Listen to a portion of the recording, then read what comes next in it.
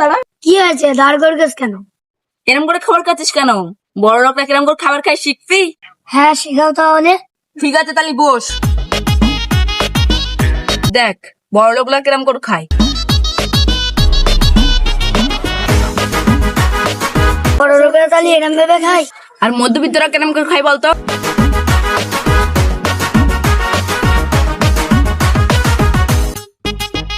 মধ্যবিত্তরা এরম ভেবে খায়?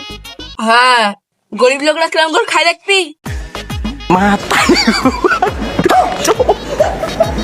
Matari ko pa.